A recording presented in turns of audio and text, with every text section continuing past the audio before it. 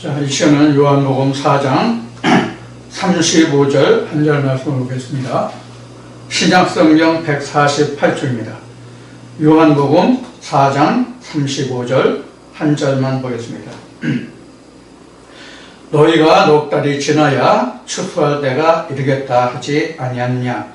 내가 너에게 이르노니 눈을 들어 밭을 보라. 기어져 추수하게 되었도다. 아멘. 아마 일반 교회들에서는 지금 시즌이 사순절을 지나 지금 부활절 예배를 준비하는 그런 아마 주가 될 것 같습니다. 저희는 전혀 그 절기에 대해서 따지지 않고 생각하지 않고 말씀을 전하기 때문에 이런 것에 대해서 전혀 관심이 없어요. 그래서 어떻게 지나가는지 잘 모르지만 아마 시기적으로 그럴 것 같아요. 그런데 오늘 저는 요한복음 4장 말씀을 통해서 요한복음 4장 39절 한 절만 봉독했는데요. 요한복음 4장 35절의 한 말씀을 통해서 오늘 말씀을 나누고자 합니다. 이거 어쩌면 여기도 추수니까 부활이라는 말과 같죠. 부활은 추수니까요. 하나님의 입장에서 봐서는 그 부활한 것을 추수하시니까 사실 부활이라는 것은 그 마지막 열매 또는 첫 열매라는 말씀과 같은 맥락이 되겠습니다. 그래서 오늘 요한복음 4장 말씀을 통해서 이제 말씀을 나눠볼 텐데요. 요한복음 4장은 여러분들이 잘 숙지하고 계신 바와 같이 예수님이 사마리아 여인과 만나서 야곱의 준 우물가에서 이야기를 나눈 것으로 해서 사마리아 여인이 자기 동네에 가서 복음이 증거되고 다시 예수님이 가서 그 복음이 확정되는 그러한 과정의 말씀을 거쳐서 지금 봉독한 요한복음 4장 35절에 이릅니다. 근데 이때에 이 상황, 요한복음 4장의 상황을 보면 사마리아인과 예수님이 그 야곱의 우물에서 대화하시는 과정에 제자들이 마을 노동리로 먹을 것을 구하러 가죠. 먹을 것을 구하러 가는 동안에 사마리아인과의 그 많은 대화들이 있고 사마리아인 가고 제자들이 왔을 때는 예수 혼자만 남아 있었거든요. 그래서 제자들이 먹을 것을 구해와서 예수님께 드리면서 드시라고 하니까 나의 먹을 양식은 따로 있다. 그 양식이라는 것은 내 아버지가 보낸, 즉 보내신 자의 뜻을 이루는 것이 내가 먹어야 할 양식이다. 이런 말씀을 하시니까 제자들이 그 말 뜻을 잘 이해 못해서 누가 주님께 먹을 것을 갖다 주었는가 이런 이야기가 앞에 나오죠. 그 뒤에 바로 이어서 예수님이 지금 방금 봉독한 말씀인 4달이 지나야 추수할 때가 되지 않았느냐, 4달이 지나야 추수한다고 하지 않았느냐, 이런 말씀을 하시면서 뒤에 봉독은 안 했지만 뒤에 예전 말씀이 그런데 너희가 들을 봐라 벌써 휘어져서 추수하게 됐다 이런 말씀으로 이어져서 한 사람이 심고 많은 사람이 거둔다, 열어서 다른 사람이 거둔다 이런 말씀으로 이어지는 말씀이 되겠습니다. 그런데 지금 말씀드린 바와 같이 앞에 말씀은 씨 뿌리는 것에 대해서 또 언제 추수해야 된다는 것에 대해서 거두절미하고 아무 내용이 없어요. 이 말씀을 보면은 오히려 마태복음 13장에 같으면 씨 뿌린 자의 비유가 나왔으니까 너희가 얼마가 지나야 추수한다 이렇게 이어지는 말씀이 상당히 부드럽게 자연스럽게 이어져 갈 수 있는 말이죠. 그런데 전혀 지금 앞뒤가 지금 연결이 안 되는 말씀이에요. 먹을 것을 이야기하는데 나의 보내신 자의 일을 하는 것이 내가 먹어야 할 양식이다 라고 말하면서 4달이 지나야 추수한다는 말씀을 갑자기 하시거든요. 그럼 이 예수님이 하신 말씀의 문장으로 봐서는 지금 전혀 이해할 수가 없는 그런 말씀이 되죠. 그런데 누가 오셨나? 그런데 지금 이 제자들에 대해서는 네 달이 지나야 추수한다는 말에 대해서 전혀 의아해하는, 왜 네 달이 지나야 추수한다고 갑자기 말씀하십니까? 이런 그 의문의 내용도 여기는 전혀 들어있지 않아요. 그러면 이 그 문맥을 보아서는 제자들은 이미 예수님께서 네 달이 지나야 추수한다는 말의 뜻을 지금 이해했거나 아니면 이미 들었다는 이야기가 될 수 있겠죠. 이 전후 사정을 살펴보면. 그렇기 때문에 제자들은 예수님이 하신 네 달이 지나야 추수한다는 이 말에 대해서 전혀 이의를 제기하지 않은 것이죠. 마태복음 13장을 방금 얘기했는데, 마태복음 13장 같이 10분의 자의 비유에서 그 여러 땅의 종류를 이야기하시잖아요. 그런데 제자들이 나중에 그것을 알지 못해서 주님께 묻는 그 장면이 나오죠. 마태복음 13장의 경우를 보면. 그런데 지금 요한복음 4장에서는 전혀 네 달이 지나야 추수한다는 것에서 제자들이 전혀 질문하지 않아요. 그러면 요한복음 4장과 마태복음 13장의 말씀을 비교해보면 이미 제자들이 그 내용에 대해서 알고 있다는 그런 뜻이 된다는 우리가 짐작을 해볼 수가 있죠. 마태복음 13장과 요한복음 4장의 말씀을 비교해보면요. 제자들이 항상 알지 못하면 질문했고, 당시 그 자리에서 군중들이 많을 때 설명해 줄 수 없으면 조용한 자리에서 예수님이 항상 그 말씀을 베풀으셨다는 말씀을 우리가 복음서를 통해서 아시는 바가 있잖아요. 대표적인 것이 이제 마태복음 13장이고, 그 다음에 이제 마태복음 그 5장에서부터 시작하는 산상수훈이라든가, 또 요한복음 14장에서 17장까지 이어지는 말씀이라든가, 이런 말씀들을 보면 항상 주인 주님의 말씀에 대해서 제자들이 알지 못하면 다시 풀어줬고 물었고 하는 사항을 우리가 알 수가 있어요. 그런데 지금 이 말씀에서는 전혀 그런 내용이 없는 것을 보면 이미 제자들이 이 말씀에 대해서 충분한 이해가 있었다, 사전에 어떤 언급이 있었다 하는 것을 우리가 미루어 짐작해 볼 수 있는 것이 바로 이러한 부분이죠. 자, 그러면 지금 왜 예수님은 갑자기 네 달이 지나야 추수한다고 하셨는지 이 말씀에 대해서 좀 살펴보고자 합니다. 네 달이 지나야 추수할 수 있다는 이유.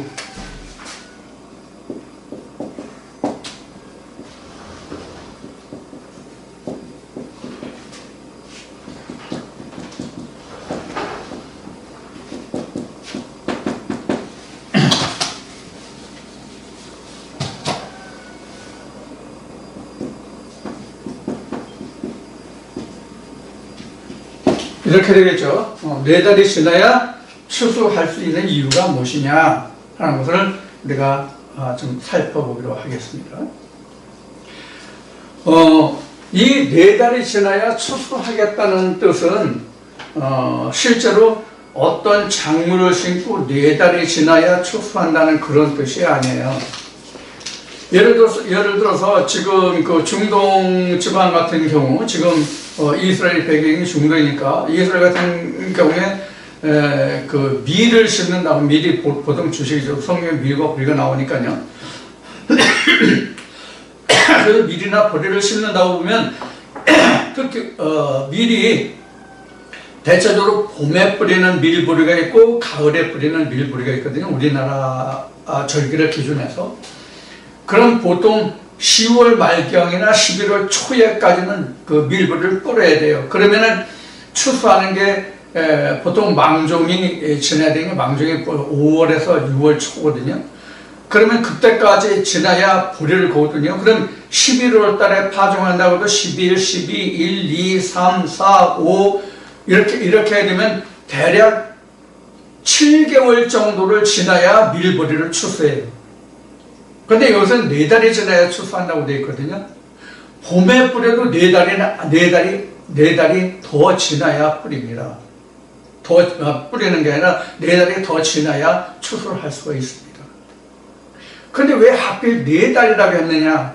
그런데 왜 또 주님은 네 달이 되기도 전에 이미 거둘 때가 됐다고 말씀하시느냐 하는 것을 우리는 이 말씀에서 살펴봐야 합니다. 그 답을 찾아야죠. 자, 그래서 참고로 이 말씀을 한번 좀 본문 말씀을 다시 보겠습니다. 요한복음 4장 27절부터 보겠습니다. 이때 제자들이 돌아와서는 사마리아인이 돌아가고 사마리아로 가고 자기 마을로 돌아가고 예수가 혼자 야곱 우물에 남았을 때입니다. 그래서 제자들이 먹을 것을 구하러 갔다가 이때 제자들이 돌아와서 예수께서 여자와 말씀하시는 것을 이상히 여겼으나 무엇을 구하시나이까 어찌하여 여자와 저와 말씀하시니까 묻는 이가 없더라. 여자가 물동이를 버려두고 동리에 들어가서 사람들에게 이르되 나의 행한 모든 일을 내게 말한 사람을 와보라. 이는 그리스도가 아니냐 하니 저희가 동리에서 나와 예수께로 오더라.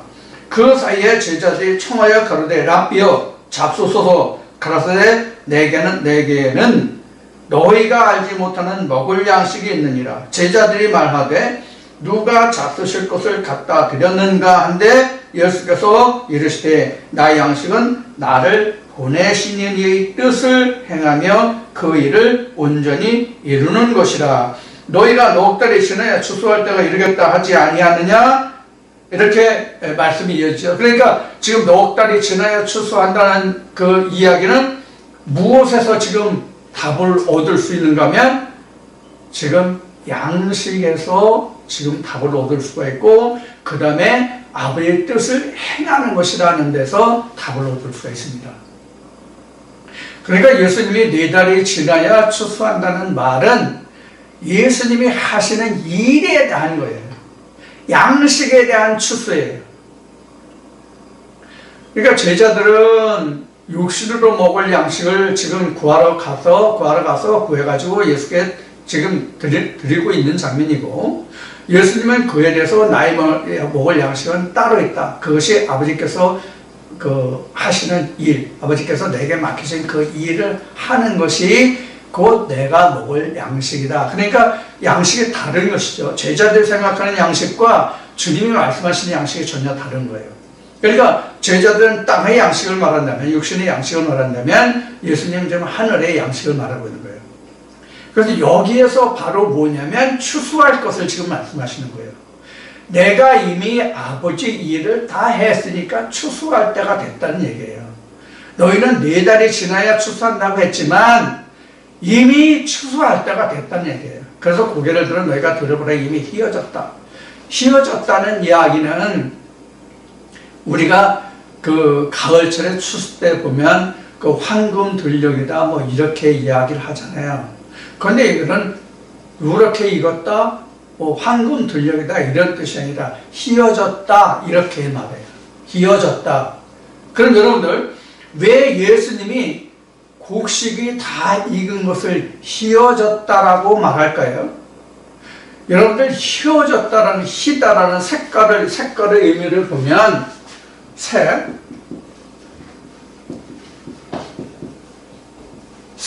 색의 비교해서 지금 휘어졌다죠. 그럼 이 휘어졌다는 얘기는 뭐냐면 흑색에서 온 거예요. 여기서 이렇게 변화돼서 이렇게 오죠. 여러분들 계시록에 보면은 그 두루마기가 나오는데 그 두루마기가 무슨 두루마기예요? 하얀 두루마기죠. 백색 두루마기죠. 그래서 그 두루마기를 때가 묻지 않도록 빠는 자, 두루마기를 빠는 자는 복이 있다 이렇게 나와요. 요한계시록 7장에서 하나님이 주의 제자들에게 두루마기를 줘요. 흰옷을 줘요. 우리를 신혼하여 주지 않기를 언제까지 하시나이까 하려 할 때에 그들에게 두루마기를 주시고 다시 20장인가 계시록 20장인가 21장 가면 두루마기를 빠는 자는 복이 있다 이렇게 나와요. 말씀이요. 그래서 그 두루마기가 나오는데 그게 바로 백색이죠. 그리고 의의 겉옷 이 말씀이 나오죠. 이게 다 하얀 옷이에요. 그리고 이스라엘 백성들이 모세가 시내산에서 십계명의 돌판을 받고 아론을 세워서 제사장을 할 때 그 제사장 복장이 바로 백색을 바탕으로 하죠. 거기에서 아마 발언을 해가지고 그 천주교의 사제들이죠. 그들이 하얀 그 옷을 입는지 모르겠어요. 거기서부터 근원해가지고 그런지 모르겠지만 여하튼 그런데 흰색은 바로 무엇을 의미하면 하나님의 의의 완성을 말합니다. 하나님의 의의 완성을 얘기해요. 그래서 4달이 지나야 하나님의 의의 옷을 온전히 입고 그래야만 추수할 수 있다, 이런 뜻이 되거든요. 그런데 지금 예수님이 제자들에게 말씀하시는 4달이 지나지 않았는데 이미 휘어졌다, 이렇게 나와요. 자, 앞에 말씀드린 바와 같이 지금 35절 말씀에 보면은 너희가 넉 달이 지나야 추수할 때가 이르겠다 하지 아니하냐. 그래서 4달이 이미 앞에 말씀드린 것이 제자들이 이 4달의 뜻이 무엇인지 알고 있었다는 이야기예요. 자, 그러면 이 지금 색의 비교가 나오는데 여러분들 전에 출애굽을 여러분들에게 말씀드릴 때에 어떤 말씀을 들었는지 잘 기억해 보시기를 바랍니다. 지금 제가 얘기할 테니까. 뭐냐면 모세가 출애굽기 3장 4장에서 하나님을 만나는 과정이 나오죠. 하나님을 만나는 과정이 나오고 4장에서 그 애굽 땅에 있는 하나님의 백성, 이스라엘 백성들, 히브리인들 앞에 보내지는 말씀이 기록되어 있는데 4장에 그런 과정을 거쳐서 이스라엘 백성들이 애굽에서 나와서 신광야에 나오죠. 신의 광야에 나오죠. 그런데 모세가 하나님을 뵈러 갈 때 하나님이 계신 암흑으로 들어갔다, 이런 말씀이 나와요. 근데 실제 하나님은 빛의 하나님이시지 흑암이나 암흑 중에 암흑의 하나님이 아니잖아요. 근데 분명히 모세는 하나님이 계신 암흑으로 들어갔더라, 이렇게 나와요. 자, 이 뜻을 출애굽의 말씀을 드릴 때 제가 말씀을 드렸는데 이 뜻이 무엇인지를 아셔야 합니다. 바로 뭐냐면 이 과정이 모세가 하나님을 알아내서 하나님을 알아가는 그 시작, 그 초기 과정을 얘기하거든요. 그러니까 무슨 얘기냐면 하나님은 본래 흑암이 아니죠. 하나님의 창세기 1장 2절에서부터 기록되고 첫째 날 창조에서부터 기록된 것이 하나님은 빛이시라고요. 요한복음 1장에 기록된 말씀과 같이 하나님의 그 근본이 빛이에요. 근데 왜 암흑이나 흑암이라고 성경은 기록하고 있느냐면 아직 알려지지 않은 상태가 암흑이에요.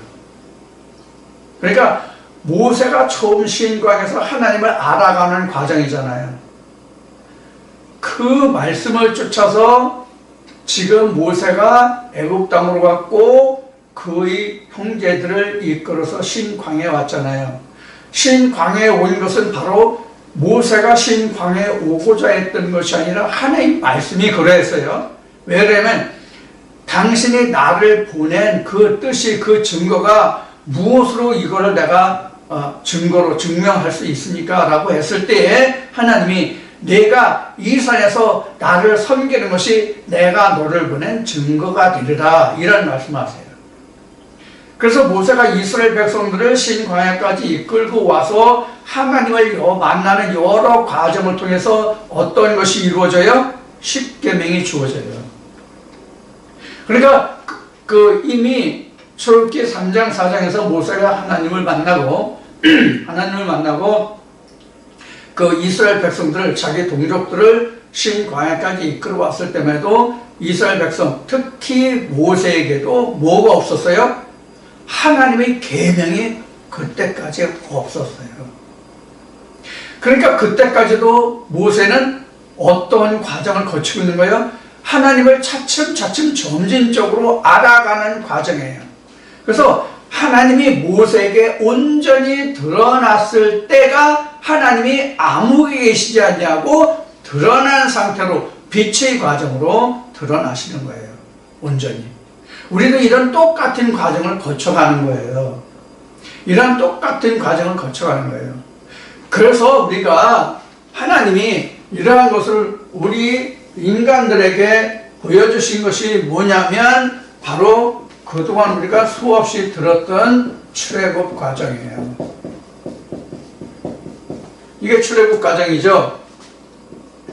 그런데 우리가 누차 말씀을 드렸지만 이 출애굽의 과정을 우리는 이스라엘이 지난날 역사로 치부하고 우리가 역사로 보기 때문에 이 성경이 오늘날 우리에게 무용지물이 된 거예요.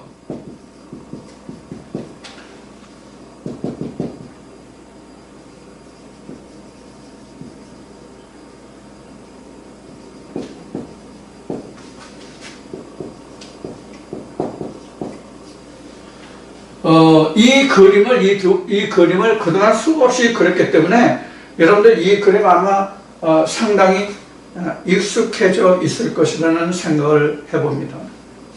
근데 여기에 들어있는 무수한 과정을 여러분들은 다 성경 66권을 이 안에 집어넣을 수 없다는 것 뿐이에요. 자, 그러면 성경의 전체를 한번 얘기해 볼까요? 전에도 한번 이야기한 바가 있지만은 지금 여기까지가 전체적으로 말한다면, 성경 전체적인 것을 놓고 말한다면 지금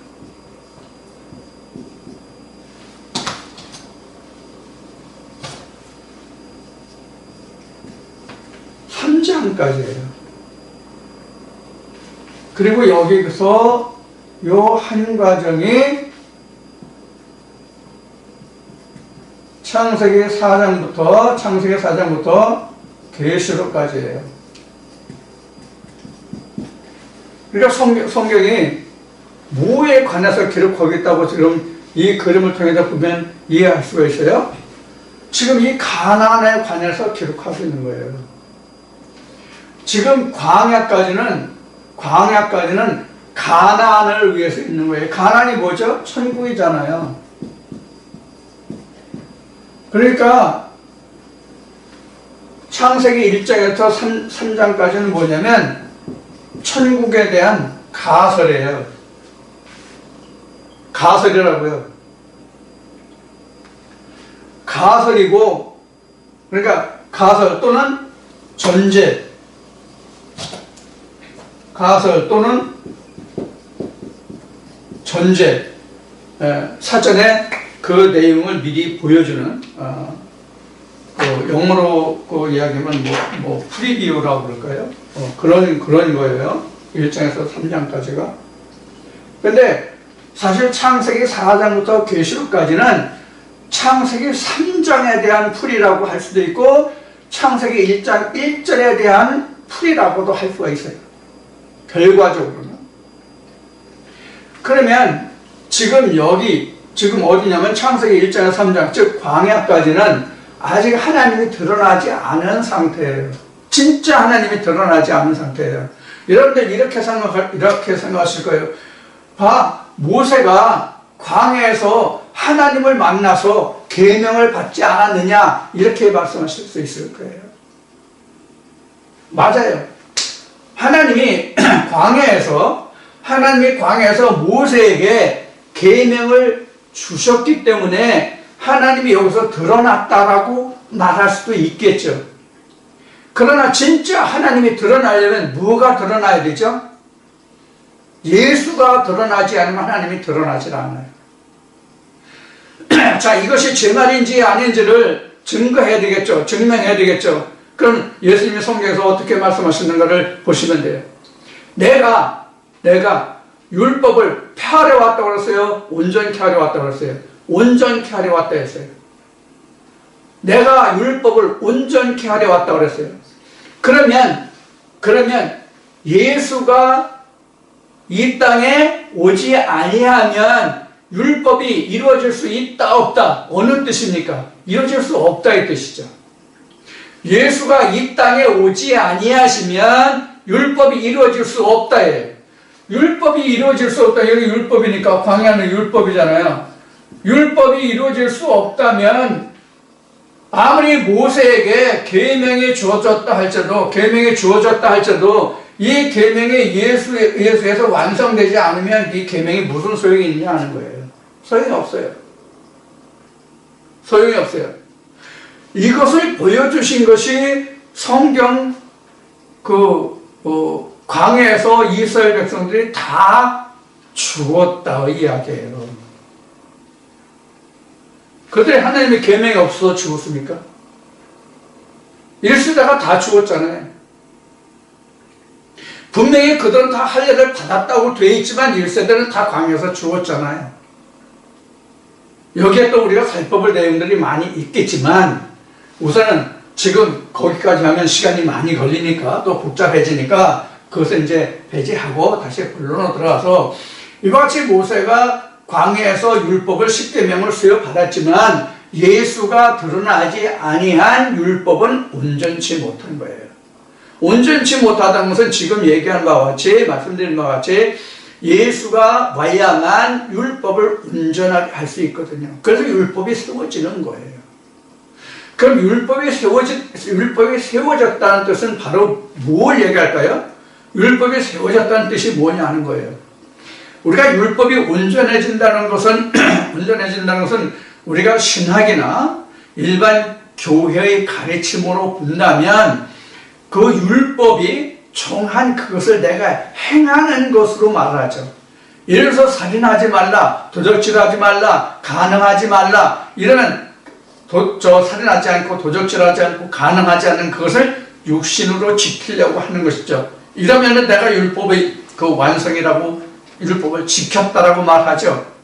그러나 성경에서는 그렇게 되지 않거든요. 그래서 바울은 고린도 교회가 편지할 때에 이렇게 말씀해요. 고린도 교회가 빌립보 하던 바울 서신에 이런 말씀이 나오죠. 뭐냐면 간음하지 말라 하니니가 또 살인하지 말라 하였으니 너희가 간음하지 아니하더라도 살인하면 모든 율법을 범한 것이니라. 이렇게 성경은 증거하고 있죠. 그러면 이 말씀을 보자고요. 지금 내가 간음하지 아니었다 할지라도 살인하면 모든 율법을 다 범한 것이다. 이건 무슨 뜻이에요? 내가 간음하지 말라 해서 간음하지 말라 했는데 간음했고 살인하지 말라 해서 살인하지 않았고 이런 이제 어떤 조항 항목으로 그렇게 한 개별적인 항목으로 보는 것이 아니라 성경은 10계명이라면 1번 계명부터 10번째 계명까지 다 지켜야 그것이 온전하다는 뜻이죠. 그래서 제가 전에 말씀드린 바와 같이 세상의 학문은 그 성취도가 0에서부터 10까지, 0에서부터 100까지 단계가 무수히 많지만 실제 성경에서는 지금 간음하지 말라 하니까 간음하지 말라 해서 간음하지 않는데 네가 살인하면 모든 율법을 범하는 것이 한 가지만 범해도 모든 것을 다 범한 것과 같단 말이에요. 그래서 성경은 우리 세상 말에 뭐 아니면 도라는 말이 있잖아요. 없는 것 아니면 전부다라는 말이죠. 그 뜻이 이와 같이 성경은 전부가 아니면 온전한 것이 아니면 모든 것은 없는 것과 같아요. 아닌 것과 같아요. 그런 뜻으로 우리가 성경을 이해하셔야 합니다. 그러고 보면 어떻게 간음하지 말라 하는 이 말씀을 들어 간음하지 말라 해서 간음은 안 돼. 살인을 어떻게 하냐고요. 말이 됩니까 여러분들? 쉬운 얘기해서 간음도 못하는 자가 살인할 수 있냐고요. 충분히 할 수 있다고 반론을 제기하시는 분들도 있을 거예요. 왜? 욱하는 성질에 아니면 어떤 급박한 자기가 그런 상황에서 살인을 저지를 수 있다 이렇게 말씀하실 분도 반론하실 분도 있을지 몰라요. 네, 그렇다고 하자고요. 그러면 일반적으로 간음조차도 못하는 자가 살인할 수 있다는 이야기를 우리가 일반화해서 이야기할 수 있느냐 하는 얘기예요. 간음과 살인은 진짜 우리가 죄를 짓는다는 그 죄라는 의미에서 말하는 똑같은 한 단어로 정리될지 모르지만 그 죄의 질을 놓고 본다면 간음과 살인은 엄청난 차이가 있는 것이거든요. 죄라는 단어로 표현하기는 똑같은 단어가 될지 모르지만 그래서 실제 세상에서도 간음과 살인의 죄는 그 처벌 수위가 다르잖아요. 죄라는 것은 똑같은 단어로 쓰지만 바로 이런 것과 같은 것이란 말이에요. 그래서 하나님이 이스라엘 백성들에게 이렇게 율법을 주고 지키게 하셨는데, 지금 말씀드린 바와 같이 다른 예를 좀 많이 길게 드렸습니다만은 그 율법이 예수가 없이는 온전하게 되지 못한단 말이에요. 그래서 이 광야에까지는 여기는 다 죽는 거예요. 그러면 이스라엘 백성들이 가나안에 넘어왔어요. 2세대가 1세대는 광야에서 죽었죠? 1세대 죽었어요. 죽고. 그럼 2세대가 가나안에 들어왔어요. 그럼 이들은 다 살았습니까? 지금 죽었다 살았다라는 것은 물론 이때는 그 육신의 죽음이었죠. 육신의 죽음이었죠. 그러면 여기에서 육신의 죽음이었다면 여기서는 뭘 얘기해요? 영적 죽음이에요. 이 광야까지는 지금도 영적 죽음이 아니라 육신의 죽음이에요. 여러분들, 육신의 죽음과 영적인 죽음과를 비교하면 어떤 차이가 있어요? 육신이 죽으면 땅이 없기 때문에 하나님의 경배를 할 수가 없어요. 그래서 이미 광야에서 죽었다고 하는 것은 다시 돌이킬 수 없는 상황을 이야기하는 거예요. 그래서 여기서 육신의 죽음이에요. 즉 우리 육신이 하나님이 씨를 뿌리는 땅이잖아요.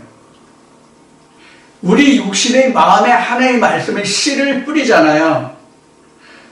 마태복음 13장에서 씨 뿌린 자의 비유가 세상의 땅을 얘기하는 것이 아니라 우리 마음을 얘기하는 거예요. 고린도 3장에서 이미 비유가 나왔죠. 그 마음이, 너희 마음이 하나님의 땅이라고 이미 설명이 나왔죠. 고린도 3장에. 자, 이 말씀을 생각하시면 돼요. 그리고 또 로마서 9장 24절을 보면 우리가 하나님의 하나님의 보화를 담는 질그릇이라고 되어 있죠. 질그릇 원재료가 뭐예요? 흙이죠? 그렇잖아요? 네. 그러니까 우리 육신을 하나님의 흙으로 보신 거예요. 그래서 창세기 1장에서도 하나님이 사람을 흙으로 지었다는 것이 실제로 흙이 아니라 땅에서, 아래에서 났다는 것을 의미한다고, 뜻한다고 여러 번 말씀을 드렸어요. 그것을 또 요한복음 1장에서는 세상이라고도 얘기를 해요. 자, 이렇게 해서 1세대가 광야에서 다 죽어요. 1세대가 광야에서 다 죽었다는 뜻은 다른 의미로 말하면 나는 죽고 예수 그리스도가 살았다 이 뜻도 여기에 들어있어요. 내가 여기 광야까지서 다 죽어요. 그래야 예수 그리스도가 살잖아요. 이런 의미도 여기에 들어있어요. 1세대가 광야에 죽었다. 그러면 1세대는 지금 여기서 육신은 내가 죽고, 여기 2세대는 뭐예요? 그가 살고. 그래서 여기서 살았다는 것은 내가 사는 게 아니라 예수가 산 거예요. 그래서 여기가 예수의 부활이라고 얘기하는 거예요. 그럼 여기 한 단계, 여기는 없지만 여기 한 단계 더 있죠. 여기가 뭐예요? 쉬운 얘기로 우리가 말하는 천국, 뭐죠? 계시록 보면 예수님이 말씀하시면 아버지 보좌죠. 천국 아버지 보좌. 여기가 나의 부활이에요.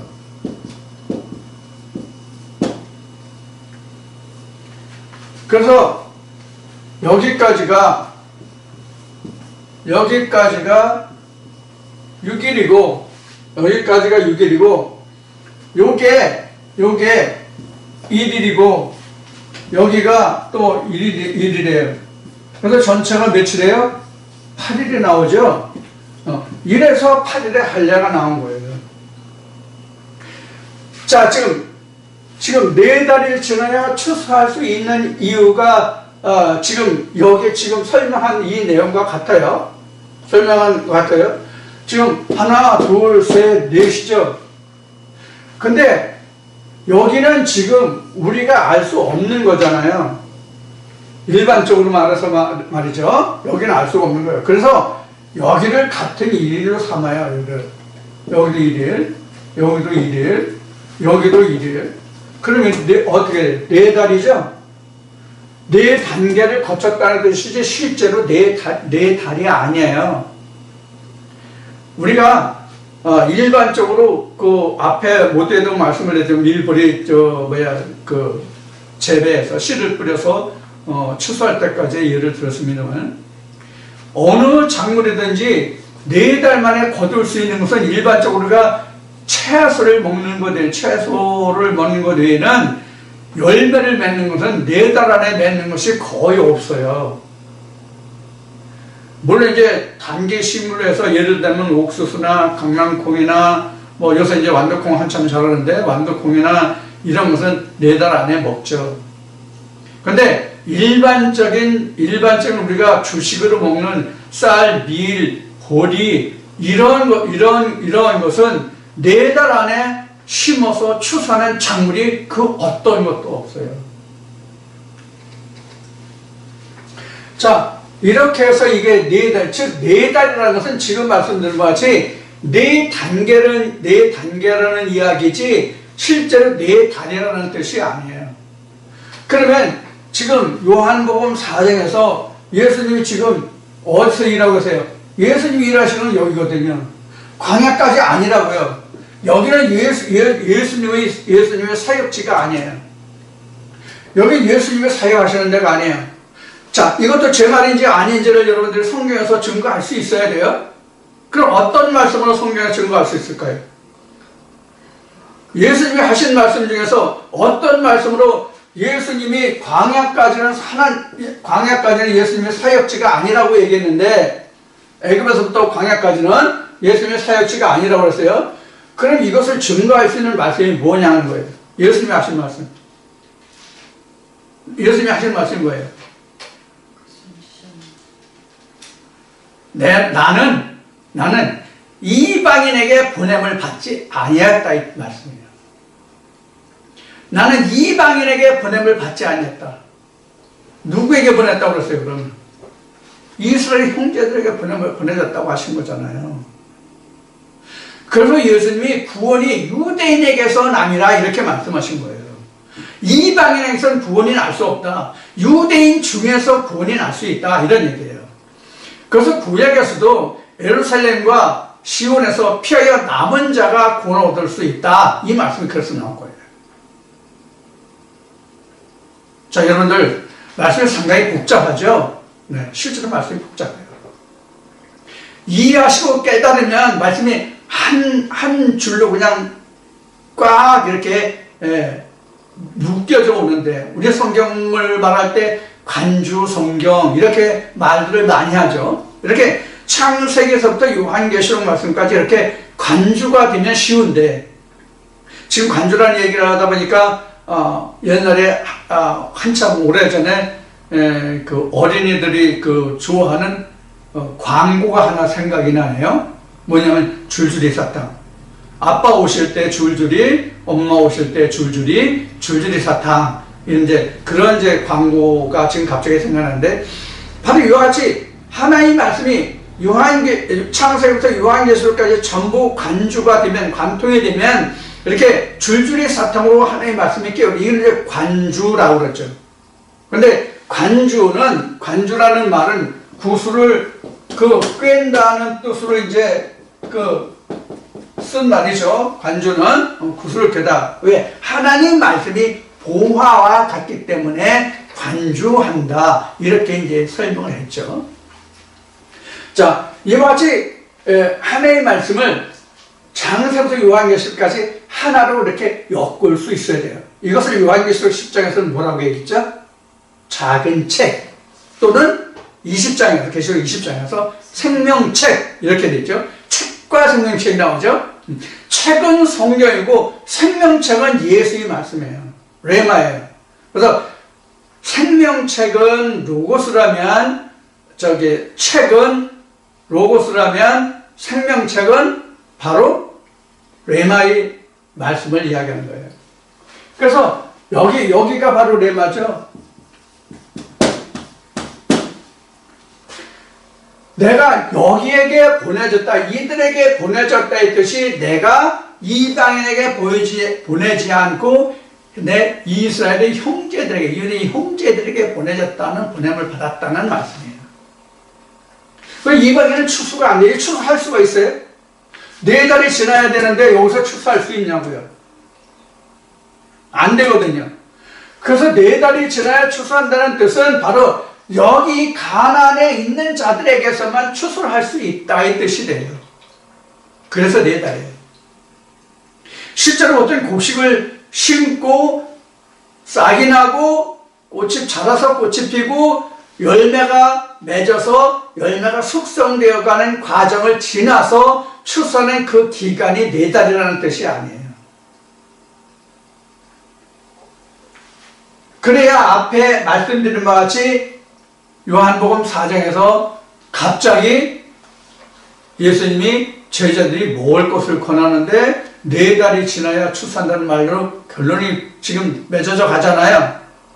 그 이유가 바로 이런 데서 오는 거예요. 그 이유가 바로 이런 거예요. 자, 이와 같이 지금 4달이 지나야 된다는 뜻은 실제적인 시간적인 과정의 4달을 뜻하는 것이 아니라 어떤 것을 뜻하느냐면 과정을 이야기하는 거예요. 과정. 실제 4달이 아니라 과정을 이야기하는 거란 말이에요. 이러한 과정을 거쳐서 우리는 뭐가 된다? 추수한다. 그럼 추수가 뭐예요? 결국 추수가 뭐예요? 아버지의 보좌가 추수예요. 요한계시록은 아시아 7교회에 편지를 하시고 이 모든 일을 너희가 마치면 내가 아버지의 보좌 앉는 같이 너도 아버지의 보좌에 있게 하라고 하시잖아요. 아버지의 보좌가 결국은 뭐냐면 4달이 지나는 추수예요. 그러니까 추수하기까지는 심고 싹이 나고 자라고 꽃이 피고 열매가 맺고 숙성해가고 그 다음에 추수가 오죠. 이런 모든 전 과정, 그 과정을 이야기하는 거예요. 실제 4달이 소요된다는 뜻이 아니에요. 그런데 문제는 세상의 모든 작물도 심을 시기에 심고 거둘 시기에 거두잖아요. 그래서 봄에 씨 뿌리 넣지 않은 자는 가을에 어떻다 그래서 추수할 때 어떻다 그랬어요? 추수할 것이 없는 거잖아요. 성경도 마찬가지예요. 우리가 추수할 때, 심을 때에 추수하고 봄에 씨 뿌리고 심어야 가을에 출수할 수가 있는 것이거든요. 똑같아요, 성경도. 그래서 여기서부터 출발해서 여기까지 와야만 나의 천국, 아버지 보좌가 있을지 없을지가 주어진단 말이에요. 그게 4달이에요. 그 전 과정이 4달이에요. 자, 그래서 지금 앞에 그 휘어졌다는 말씀, 이제 36절인가? 37절쯤까지 35절인가? 35절에 나오네요. 밭을 보라, 휘어져, 추수하겠다. 휘어졌다는 얘기는 다 익어졌다는 뜻이거든요. 여기서부터 얘기해가지고 여기가 흑색이거든요. 여기가 흑색이요. 흑색에서 쭉 가가지고 여기가 완전히 백색이면 아버지 보좌에 내가 있는 거고, 내가 완전히 백색이 되지 못하면